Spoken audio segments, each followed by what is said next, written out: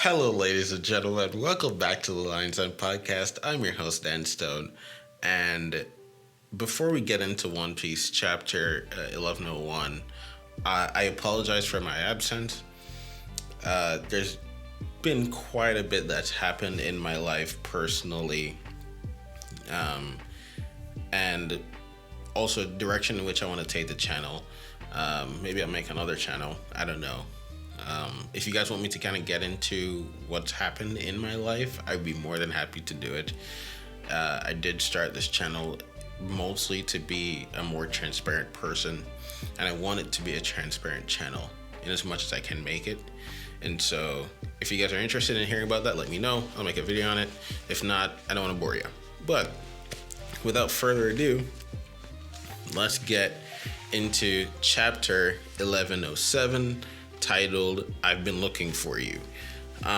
Just off the cuff, as I've said in my last review, whenever the hell that was, Oda's still in his bag.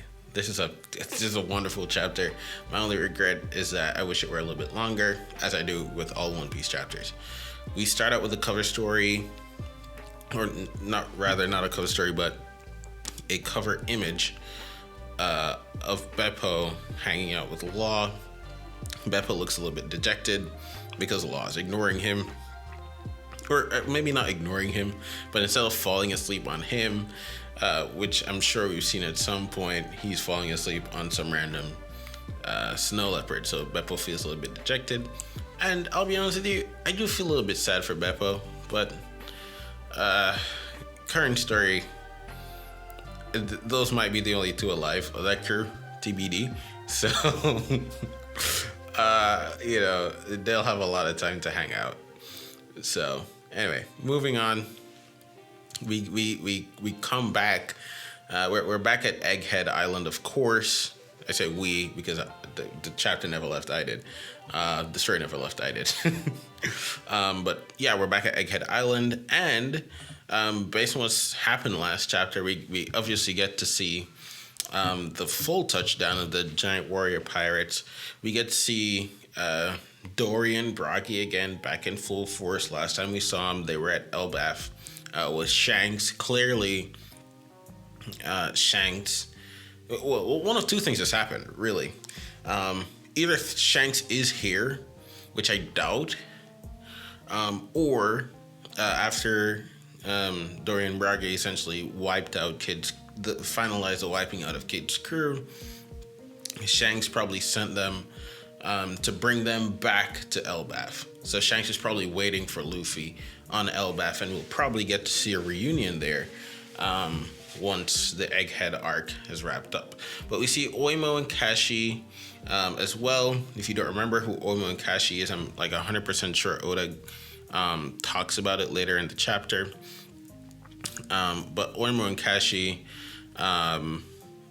they were actually the giants that were guarding the entrance to Enies Lobby, and the world government lied to them and essentially told them that Dorian Broggy are dead, and so you should come work for us. Usopp then told them that that's not true. They met Dorian Broggy in Little Garden, and as a result, once the Straw Hats essentially defeated or escaped, I guess however you want to look at that, the Buster Call defeated CP9 for sure.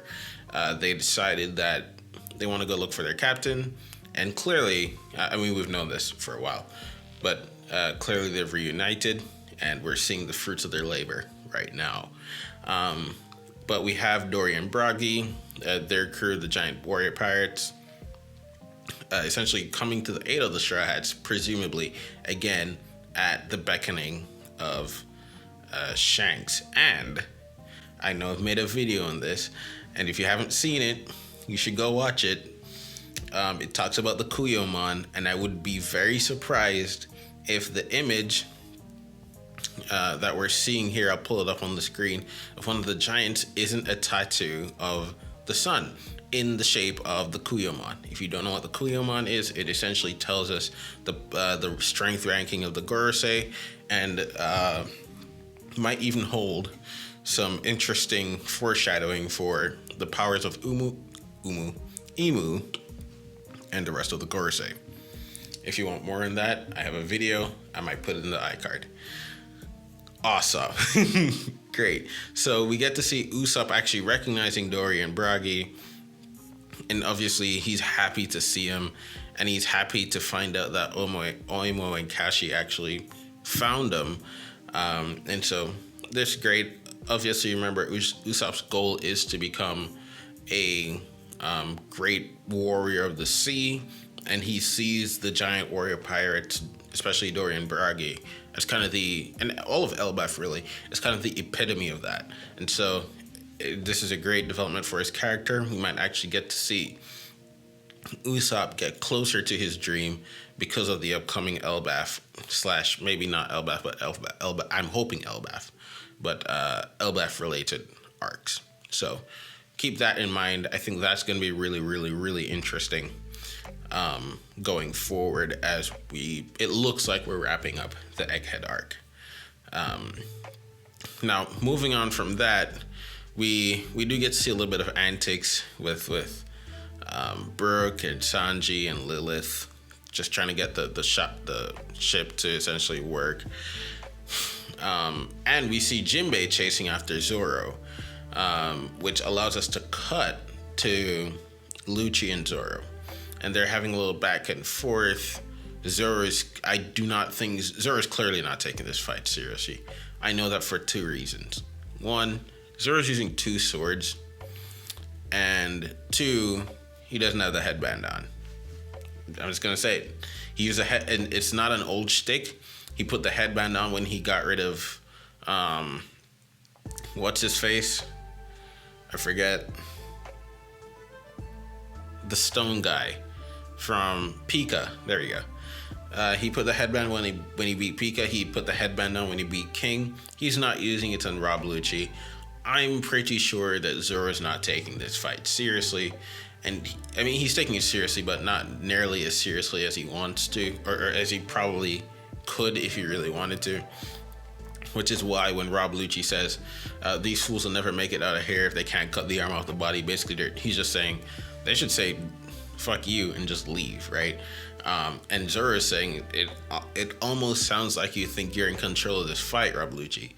And so it looks like we're going to get a resolution to this fight, maybe in the next 2 chapters tops, I would say, unless Oda pans out of the Egghead Island.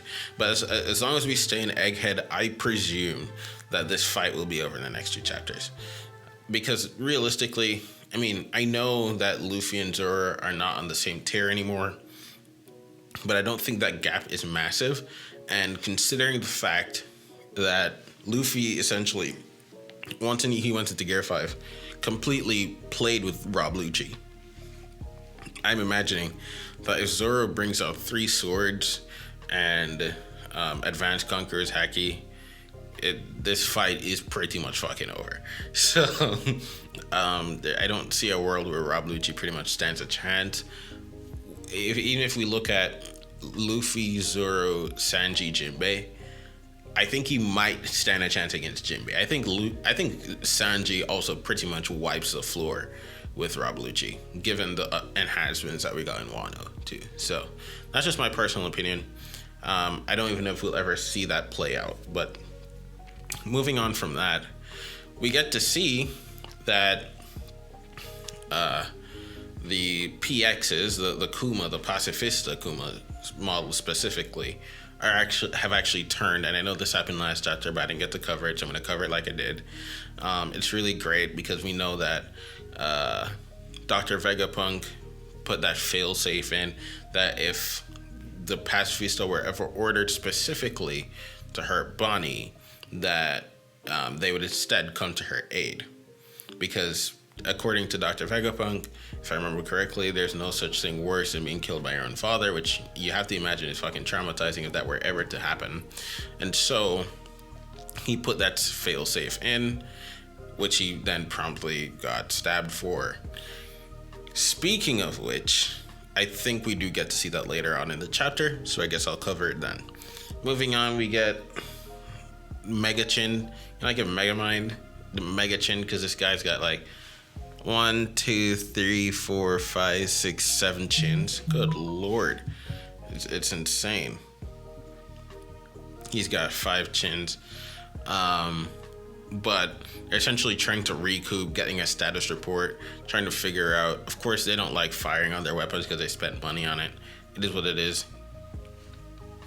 Shouldn't be. I don't know. I don't know what to tell you, dude. We also get to see finally Bonnie recognizing that Luffy is Nika, right? We know that Vegapunk more than likely recognized it because he made a comment on it the previous chapter. I mean, it previously, not the previous chapter, but previously at the beginning of the arc. And I have to imagine that may be one of the things that Vegapunk would have told Bonnie before, like, this whole York thing happened. But she just wouldn't listen to him because she was just hell-bent on killing him. Whatever. Anyway, finally get to find out that Luffy's Nika, and she's like just completely overwhelmed with emotion, which, like, I'm a Christian, right? So that would be like if I like losing faith in Jesus and then he like walked through a wall and sat down with me. Like, it, just think about it from that perspective, right?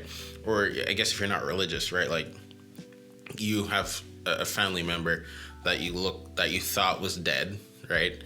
And then you're just hanging out at work one day and they just open your office door, right? Like, just imagine that. That's probably what she's going through right now. And so she's telling him, like, I've been looking for you my entire life. Obviously, Luffy doesn't even know that he is the sun god. I mean, I imagine in Luffy's head, he just has a Gomu no Mi, right? And I don't think he even really, like, even if you found out that he is sun god Nika, and that he has the Hito no Mi model Nika, I don't think he would care. So I think that that's also kind of part of it, part of his whole like thing of just being free, right? So even though he has that label, I don't even think it would really matter to him too much. Now it's good to know that Luffy doesn't have like the Naruto syndrome, where Naruto becomes essentially this has the power of the 6 paths, right? And he immediately goes and heals Might Guy. For any of my Naruto fans, it's good to know that Luffy doesn't have like the power of the Almighty, and he can't just like lay his hand on Dr. Vegapunk and he's healed right away. If he can do that, we haven't seen it. I'm hoping that remains the case.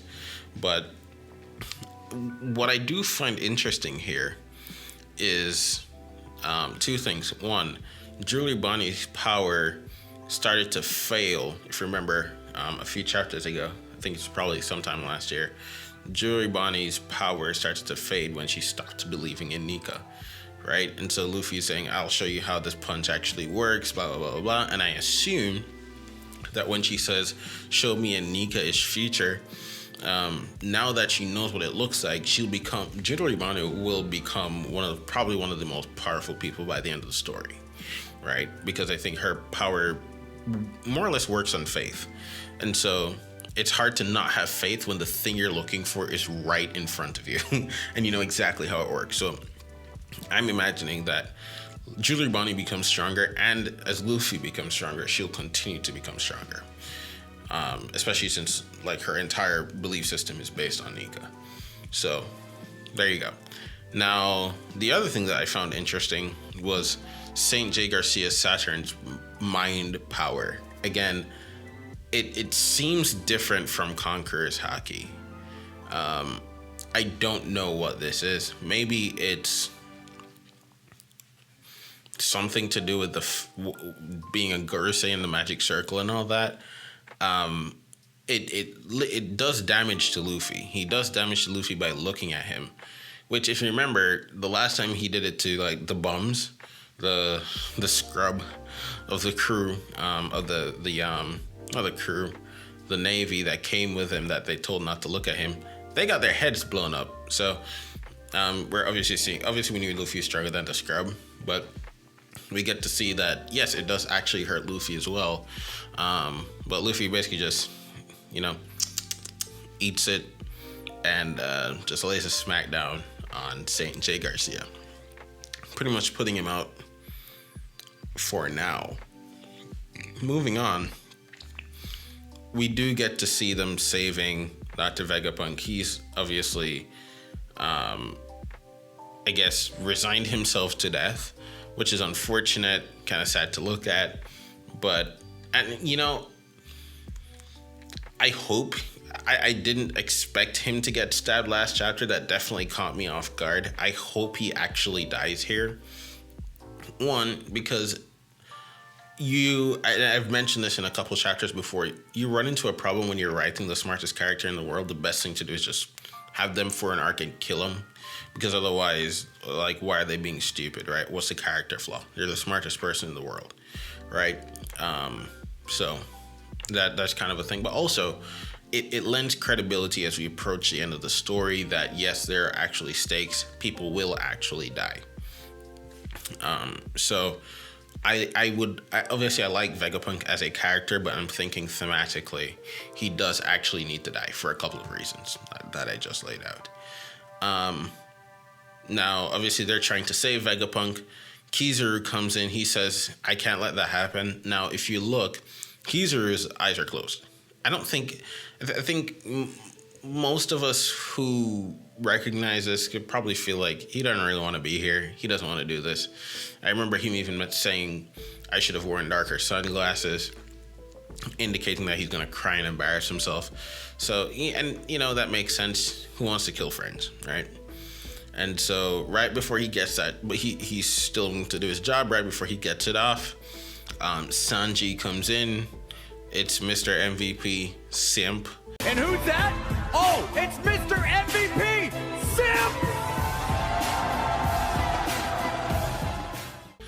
I love that meme. But Sanji comes in, saves the day, just only because there's a chick there, of course. Light doesn't hold a candle to love. And Kizaru, of course, he has a little quip there.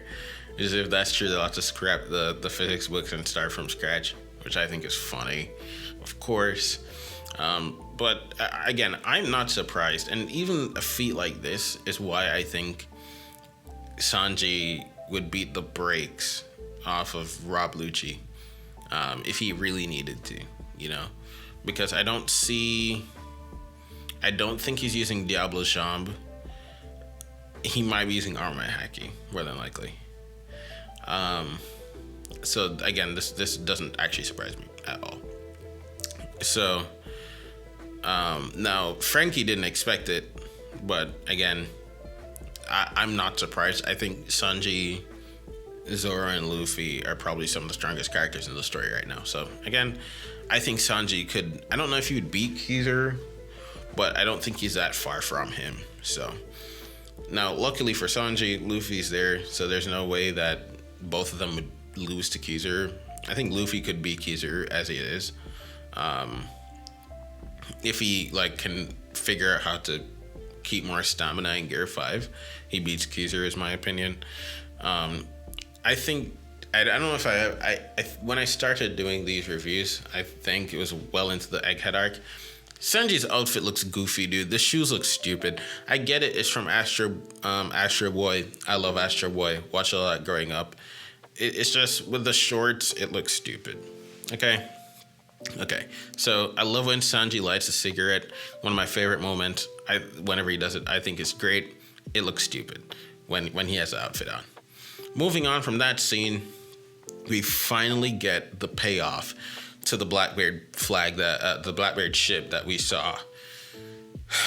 God, halfway through this arc, definitely sometime into last year, who showed up, and I suspected that Katarina Devon was going to be one of them. And honestly, with the warp fruit, I should have it didn't take the warp fruit. One of the folks, I don't remember, did we ever see Lafitte? I'm not actually, or it's not Lafitte, it's Lafayette. I don't know if we ever saw Lafayette, but I didn't expect Van Augur to be here, but I guess I should have. Anyway, it's Katarina Devon and Van Auger, and they've essentially come to do God knows what. Now, I actually think that she came to steal someone's power. And I don't think that it was supposed to be St. J. Garcia's Saturn, but clearly they came to steal some kind of power. And with Katarina Devon assumedly having that power now, that presents a bit of a problem for the Straw Hats in their inevitable fight, I'm assuming, against the Blackbeard Pirates. Because she says, look at what delicious power you have. You know, I basically like, I don't know what the hell this is. To think you would come down here, who the fuck would know that? But it made her job less of a hell of a lot easier. She touches him and says mission complete. Now, Oda gives us the devil fruits. He's already told us this before. Van Auger has the warp fruit. What's more interesting is that Katarina Devon has the Inu Inu no Mi model Kitsune. The Kitsune in Japanese mythology is a nine-tailed fox that allows you to essentially transform, right? Like if you remember, I think there was actually a Kitsune yokai a Kitsune in the Wano arc that was pretending to be the character with the multiple weapons. I think that fought Zoro. The Kitsune allows you to transform into other things, and I'm assuming the way that it works is a little bit like what we're seeing right here, where she touches the character or the person and she gets that power. Now, do they have to be transformed? How does that work? No idea. It's a little bit different than how I think Bonchan's fruits work, where I think he has to just see them and he can transform into them, but he can only stay with them at that moment. Katarina Devon actually gets the power. So, didn't know that. That's super interesting, though. Which, you know, that's gonna, I guess, come in handy at some point. Now, can she stack these? In the sense that, can she go through like a Rolodex of powers that she's stolen? I'm assuming, because otherwise this makes no sense, unless she just plans to never transform again from this power. But however this Kitsune fruit works out, I am terribly interested to see how it actually plays out. So we have a little dialogue between Katarina Devon and St. J. Garcia Saturn. And so, you know, St. J. Garcia is like, why would you be here? Like, you guys are always up to something. What the hell could you possibly want here? Van Auger says, the world. I'm not going to lie to you. This would be like, this is a fire album cover. This looks really, really sick. And I think St. J. Garcia got like a flashback to Rocks, and he's like, I'm having none of it. I'm killing y'all right now. Immediately, Van Auger, he senses it. They're gone. Now, I still think St. J. Garcia might die by the end of this arc. For in one of two ways. It's either he gets killed here, or I think Imu kills him for his incompetence. So, we'll see. Anyway, obviously there's kind of a conflict. Well, not really a conflict. But, you know, Katarina Devon asks, why didn't you teleport us further? We're still on the island. What the hell? And Van Auger says, I haven't mastered my fruit yet. Which, I mean, for someone who hasn't mastered their fruit yet, he did pretty well against Lost Crew. Now, yeah, because I won that pretty decidedly, and he was a big factor in that, moving Blackbeard around.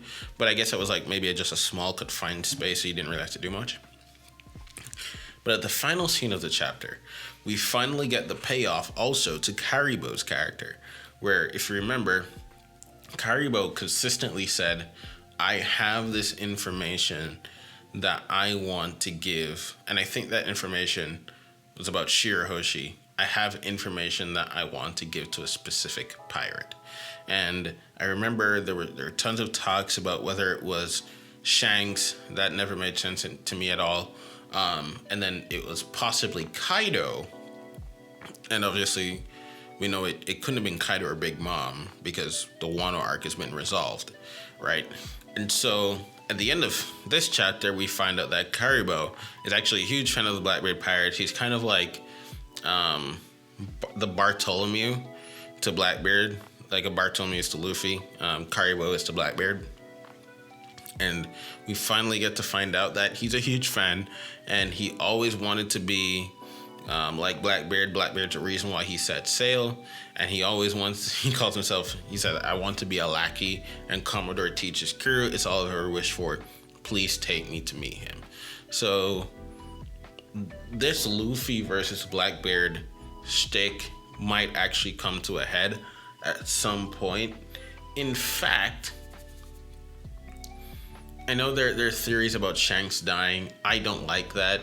Not from a thematic standpoint. From a thematic standpoint, it might actually be really, really good. I just don't want to see Shanks die. And now that I think about it, Shanks might have sent Dorian Braga to save them while he goes and fights Blackbeard. That just came to me. That might be an actual possibility. But I would love to see how Blackbeard reacts to the information of Luffy's Devil Fruit, because Karibo got to see that.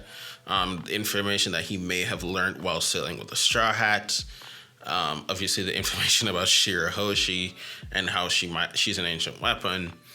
I want to know what else Karibo might know, and how Blackbeard will react to the information that we already know. But all in all, excellent chapter. This is great. Again, my only complaint is the complaint I've been having with One Piece for the past year, which is I just want more chapters. But this is great. I love it. So much more is to come. I think in the next chapter, or the next couple of chapters, of course, we're going to see the resolution to Zoro's fight with Blackbeard, with Rob Lucci. I think Jinbei will get there to call Zoro. Zoro will wrap the fight up. I don't think Jinbei will have to intervene. That will end. We'll get to see Luffy hopefully wrap things up with Kizaru. Obviously, Kizaru is not going to die here. I don't even think Luffy probably beats him decisively. What probably happens is they kind of knock each other out again, more than likely. And then Sanji grabs Luffy and dips. And then finally, we might also get to see. In fact, Oda might open the chapter up with the continuation of Karibo along with Van Auger and Katarina Devon. But like I said, all in all, a great chapter. And so, yeah, that's all I got for now. I'm going to be releasing probably a video, hopefully every week of some kind, whether that's One Piece related or not. But yeah, that's all I got for now. So until next time, I'm your host, Dan Stone, reminding you to keep your claws sharp and stay in the hunt. Talk to you soon. Bye-bye.